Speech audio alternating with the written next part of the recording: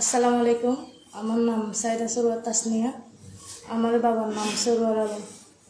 আমার বাড়ি হচ্ছে রামুতে। আমার এলাকার নাম পশ্চিম মেরংলা মুন্সিপাড়া। আমি ৮ নম্বর, আমাদের ইউনিয়নের নাম হচ্ছে পতাকাপুর। আমি ৮ নম্বর ওয়ার্ডের একজন সদস্য। তাইলে আয়ুব আলীর ছেলে নুরুল কাদের ইমনের সাথে আমার দীর্ঘ ১.৫ বছর ধরে সম্পর্ক। ওদের বাসা থেকে ৩বার প্রস্তাব পাঠানো হয়েছে, তাইলে আমার ফ্যামিলি মেনে নেয় না, প্রত্যাখ্যান করছে বারবার। বুঝেও না বোঝার বাম ধরছে। তারপরেও আমাকে অনেক অত্যাচার করছে, মানা করছে কথা না বলার জন্য। তাইলে আমি কথা শুনিনি, আমি কথা চালিয়ে গেছি, তার সাথে সম্পর্কে ছিলাম। পরিবারকে আমি অনেক বুঝাইছি, আমার মাকে বুঝাইছি, ওদেরকে বুঝাইছি, ওরা বুঝতে চায় না। তাইলে আমাকে জোর করে বিয়ে দেওয়ার চেষ্টা করতেছে। যেহেতু বিয়ে দেওয়ার বারবার চেষ্টা করতেছে, ওই কারণে আমরা বিয়ে করার সিদ্ধান্ত নিছি। তাইলে আমার বয়সও ১৯, তার বয়সও ২৩। আমরা বোঝার মতো বয়স হয়েছে। আমার বয়স হচ্ছে ১৯ এবং ইমনের বয়স হচ্ছে ২৩। আমরা কক্সবাজার কোর্ট বিল্ডিং গিয়ে দিই, এরপর চকরিয়াতে আসছি। চকরিয়াতে এসে কাজী অফিসে গিয়ে আমরা কাবিননামা সম্পন্ন করছি। তাইলে এখন আমরা আসার পর থেকে আমার বাবাও কোনো ফোন করেনি, একটু যোগাযোগ করেনি। তাইলে আমি কল দিছিলাম, কথা বলে নাই। তাইলে সব করতেছে আমার চাচা আর চাচি, কল করতেছে, যোগাযোগ নিচ্ছে, খবর নিচ্ছে, সব চাচা চাচি। যেখানে মা বাবা নিচ্ছে না, সেখানে চাচা চাচি কেন খবর নেবে? আমাদের সিদ্ধান্ত নেওয়ার তো অধিকার আছে মা বাবার, চাচা চাচি কেন এখানে সিদ্ধান্ত নেবে? তো আমরা এখন ভালো আছি, সুখে আছি। ওরা যদি তার আত্মীয় স্বজনদের উপর, তার ফ্যামিলির উপর হয়রানি করে, আমি প্রশাসনের দৃষ্টি আকর্ষণ করে বলতেছি, আমার শ্বশুরবাড়ির কোনো মানুষকে এবং তার কোনো আত্মীয় স্বজনকে যাতে হয়রানি। আসসালামু আলাইকুম। আমি আয়ুব আলীর ছেলে নুরুল কাদের ইমন। আমার বাড়ি হচ্ছে হাসপাতাল পাড়া ২ নম্বর ওয়ার্ড, জুয়ারিনালা ইউনিয়নের।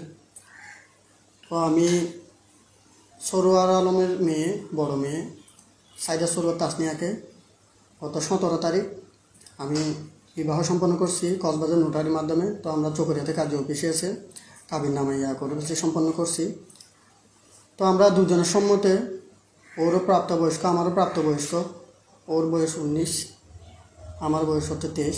তো আমরা দুজনের সম্মতি অনুযায়ী বিয়ে করছি। তো ওদের ফ্যামিলিকে আমাদের বাড়ি থেকে মিনিমাম ৩বার প্রস্তাব পাঠাইছে। তো ওরা কোনো কথাই করে নাই, প্রত্যাখ্যান করছে। তাহলে প্রথম থেকে ওর মা আমাদের সাথে ছিল। তো মাকে দিয়ে করছিলাম, তো আমাদের কোনো কথা জানাই নাই। তো ও বাসায় বলছে, ওদের বাসায় তো ওরে অনেক নির্যাতন করছে, মোবাইল নিয়ে বেছে, কলেজে পড়া বন্ধ করে দিছে। তো আমি কলেজে পড়াইছিলাম। তো বলছি যে তুমি পড়ালেখা করো না, আমি পড়াবো। তো দেন আমি পড়ালেখা কোর্স চালাইছি। তো লাস্টে এসে যখন ওরে বিয়ের বেশি চাপ দিচ্ছে, তো ও আমাকে কল দেয়, বলতেছে আমার বাড়ি এরকম এরকম, তো আমরা পালিয়ে যাই। তো আমি ওর যেহেতু কথা পাইছি, তো আমি ওকে নিয়ে কক্সবাজারে গেছি। ওইখান থেকে বিয়ে সম্পন্ন করে তো আমি এখানে এসে চকরিয়াতে ১০ লক্ষ টাকা কাবিননামা দিছি। এটা আমাদের কাবিননামার কাগজ। হ্যাঁ, কাজী অফিসের।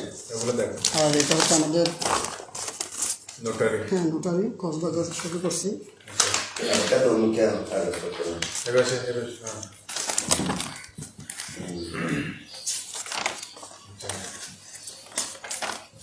তোমাদের বিয়ের কাগজ, সম্মতির কাগজ। আচ্ছা, ওইখানে আমরা যেহেতু দুজন নিজের স্বেচ্ছায় সজ্ঞানে বিয়ে করছি, তো ওদের ফ্যামিলি থেকে অনেকভাবে হয়রানি করতেছে, এদিকে করতেছে, এদিকে করতেছে। তো আমরা জেনেও না জানা বান করে থাকতেছি। তো কামাকা আমাদের ফ্যামিলির উপর কতগুলো প্রেশার দিচ্ছে, হয়রানিও করতেছে। তো আমি ওদের দৃষ্টি আকর্ষণ করে বলছি, ওরা যাতে প্রশাসন নিয়ে আমাদের কোনো না করে, হয়রানি না করে। আমরা দুজনে সুখে আছি, যেহেতু নিজের ইচ্ছে বিয়ে করছি, সেহেতু আমি ওদের কাছে রিকোয়েস্ট করব যাতে যদি ওরা আমাদের ভালো না চায়, তাহলে আমাদের কুছ না নিয়ে থাক। যদি ভালো চায় তাহলে ওরা একটা করবে আর কি। এখন তো ওরা যদি আমাদের ভালো